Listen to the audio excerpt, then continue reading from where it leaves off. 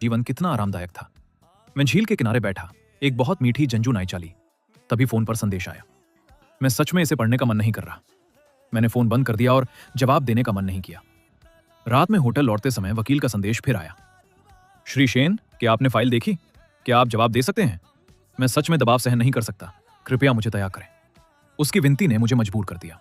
मैंने ठीक है लिखा और फिर संदेश में कुछ शब्द और टाइप किए। फाइल नहीं देखी, तलाक हो चुका है, परेशान ना करें। उसी समय सहेली के बॉयफ्रेंड ने स्क्रीनशॉट लिया और नंबर को ब्लर करके मुलान को भेजा। मुलान की प्यूपिल्स सिकुड़ गईं और वो आग बबूला हो गई।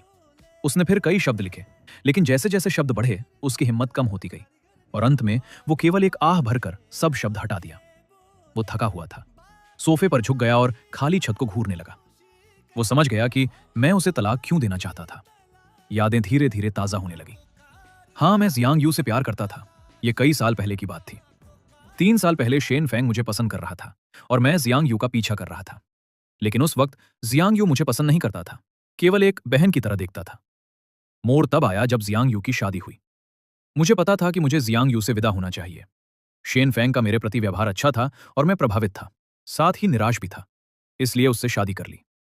लेकिन मैं कभी पछताया नहीं और इसके अलावा मैं धीरे धीरे जियांग यू को छोड़कर शेन फेंग को स्वीकार कर रही थी। वो अपने दर्द को याद करते हुए धीरे धीरे उभर रहा था, लेकिन पता नहीं कहां से शुरू करूं।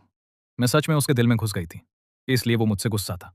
मेरी आत्मसंदेह, गलतफहमी और अपने फैसलों को लेकर वो मुझसे गुस्सा था कि मैं जल्दी ही सब कुछ साफ करता। 3 दिन तक वो मुझसे संपर्क नहीं कर पाया। वो चाहता था कि मैं वापस आऊं। वो मेरी वापसी का इंतजार कर रही थी। मुलान ने जियांग यू को देखा और कहा, श्याओलान, तुम ठीक हो? मुलान ने पहली नजर में फैसला कर लिया कि यह सब स्पष्ट करना जरूरी है। शेन फेंग नहीं दिख रहे हैं, मुलान ने कहा। मैं सब कुछ समझाती हूं, ये ठीक नहीं है। जियांग यू ने घबराकर कुछ नहीं कहा। क्या हुआ? क्या वो मुसीबत में है? वो सबसे स्थिर प्रबंधक था जो मैंने देखा था। मुलान ने और अधिक शर्म महसूस की। मैं उससे तलाक ले चुकी हूं। जियांग यू चौंक गया।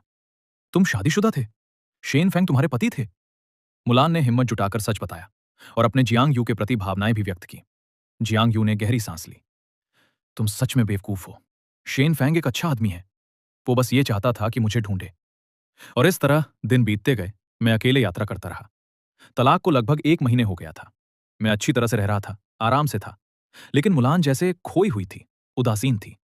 सहेलियां उसका ख्याल रखती और अपने बॉयफ्रेंड से उपाय पूछती। एक वकील होने के नाते वो इसे नजरअंदाज करना चाहती थी और उसने देखा कि मेरा जाना सही था। लेकिन वो मेरी जिद के आगे टिक नहीं पाई। आखिरकार उसने एक तरीका खोजा। भले ही तलाक की सहमति पत्र में कोई गलती नहीं थी, लेकिन वो कुछ मुद्दे उठा सकती थी, जैसे संपत्ति का बंटवारा। यदि वो ऐसा करती तो शेन फेंग को वापस आना पड़ता।